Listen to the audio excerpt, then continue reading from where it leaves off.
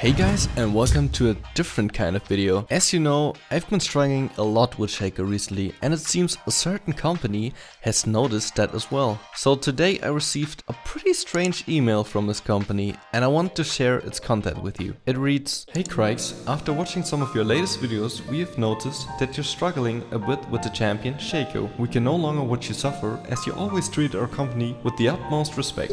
If they really think that Assassin is still a thing on Shaco, then Riot is pretty delusional. And as long-term fans of your channel, we have decided to send you a little something that will modify your client to give you a better experience at playing your favorite champion, Riot. I was pretty stoked that Riot had sent me an email, but what did they mean by modify my client? So curiously, I downloaded the attachment and executed the file. What the fuck? After my computer shut down twice, which is definitely not the company's intention, I could finally jump into a game of League of Legends to check out what had changed. As I entered the game, I stumbled upon one of my many fans. Of course, as humble as I am, I tried to answer him nicely, but for some reason my client answered from itself. Now that was weird, but I moved on pretty quickly. After the incident, I proceeded to do my normal clear. When I returned to base with some gold that I obtained from ganking a lane, I bought myself a time mid, which is, in my opinion, a must-have on Shaco at the moment. I still had some money left and wanted to start building up for warriors. But when I tried to enter the damage tab, I couldn't get any 80 items. It seemed as if they were somehow blocked off. Then I tried entering the ability power section to get at least some kind of burst. But the same thing happened again. Now this seemed pretty off, so I asked my dear friends at Riot if this had something to do with that file that they sent me. Their answer was that I should use their item set that they had prepared for me. They also gave me some additional information on how to play with the build they suggested me to play. After having a look at the build myself, I will now, with the additional information that Riot has provided me with, go over the build and the variations that you can do. And even if you may think something doesn't quite look right, Riot assured me that this is the most viable build there is at the moment. Let's start off with general playstyle and summoner spells. Now, a lot of people say when you play Shaco, you need to be very proactive, you need to invade a lot, and you need to be aggressive. Now, this build, you should only follow one of these, which is proactive, to help your teammates that are in need of your help. You should definitely not invade, because it could be really annoying to the enemy, and being mean might actually end up as a reportable offense in the new summoners code. So your playstyle should revolve around helping your teammates and being as friendly as possible. Now there's two different summoner spells that you can pick. The first one being Smite Heal, which is the perfect pick.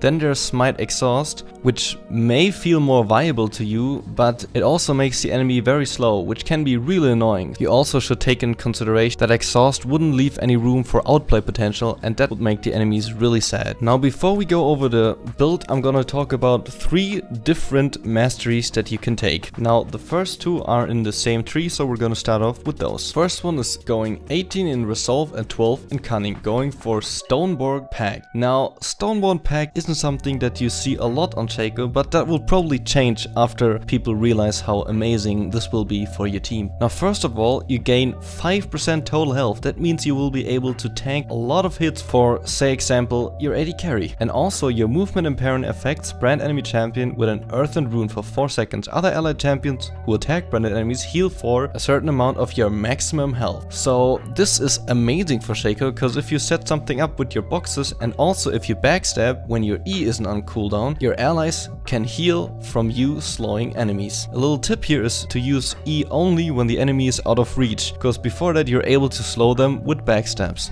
The rest is really self-explanatory, but I'm still gonna go over Bandit. Now I haven't really seen anyone build this, which doesn't make any sense at all, because you get free gold without taking minions from your laners. So when pushing out a lane, you can just leave all the gold to your laner because you have Bandit. Now the next master you could take in Resolve is Courage of the Colossus, which is also kind of self-explanatory. If your team really needs more tank stats, then you will be going for this, setting up your boxes and then getting a shield and being able to tank more. Now the last variation is going for Windspeaker's Blessing, which ups your heals and shields. Now when you're going for the before mentioned heal and smite, this could be really useful, and also for some more items that I will mention later on. The start of this build is the same as it always has been, going for a Hunter's Machete and a refillable potion. You could also upgrade the potion to a Hunter's Potion so you can stay longer in the jungle and gank more often for your nice teammates. The next item will be Time It. I'm not a big fan of Time It because it does a lot of damage and doesn't provide much for your team, but it's very tedious not to have it in the jungle, so for farming purposes and being able to get to your laners faster, you're gonna be getting Time It pretty much every time. For boots, either going for mercs or for ninja tabbies for either a lot of CC and magic damage or auto attackers and AD heaviness. Now if you want to be a real hero and provide even more to your team, you could also go for a sight stone. And what's easily explained, you should also buy a ton of pink wards,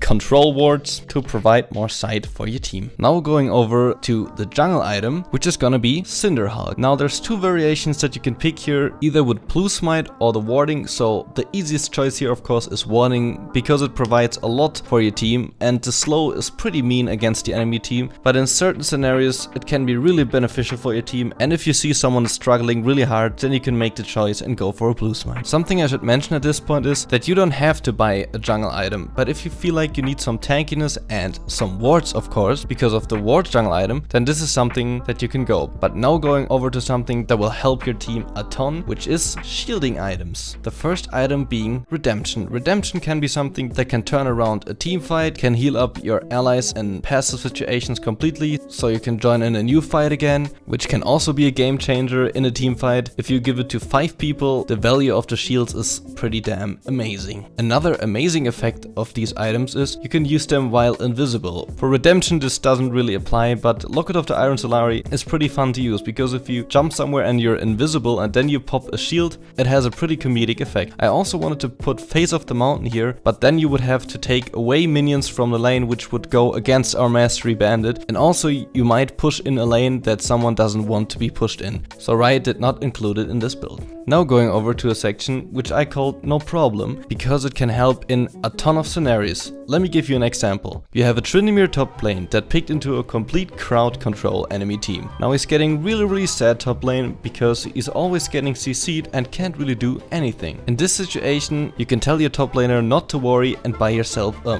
Mikael's Crucible, which cleanses all stuns, roots, taunts, fears, silences and slows on allied champions, which is perfect for that situation. Also, the passive, which gives you 20% more heal and shield power, so if you have that heal or any other support items that you bought before maybe, then this will help you gradually as well. And then there's also Righteous Glory, which gives you some nice stats, for example some mana, so you can stay longer and help your team a lot more. And of course the active, which can either help you to get to your teammates and save them quicker, or you can help a Tryndamere for example to chase another very mobile champion. Moving over to the last section, which I just called Tank, but these items are much more than that. Now the first item is Knight's Vow. This is another one of those items that you could use on that Tryndamere I just mentioned. When you put the active of these items on an ally, you will gain more tankiness and more movement speed towards them, so you can save them easier, and if they do damage, you heal for a portion, and if they take damage, then you will absorb some of that damage. So it's the perfect trade-off item if you want to help your team. Now the next item is a fairly new item, the Gargoyle Stoneblade, which makes you amazingly tanky in team fights. You won't be doing any damage if you activate the active, but that doesn't matter because you just want to soak up damage and leave the carrying and having fun to other people. Moving over to our last item, CZ Rod Portal.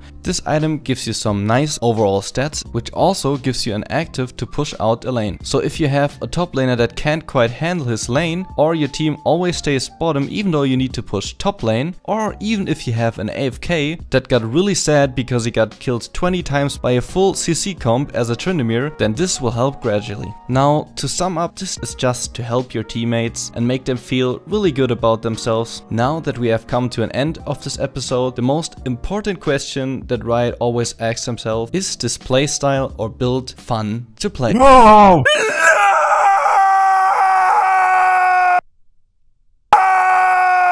No! That's burning up the charts, you cocksucker!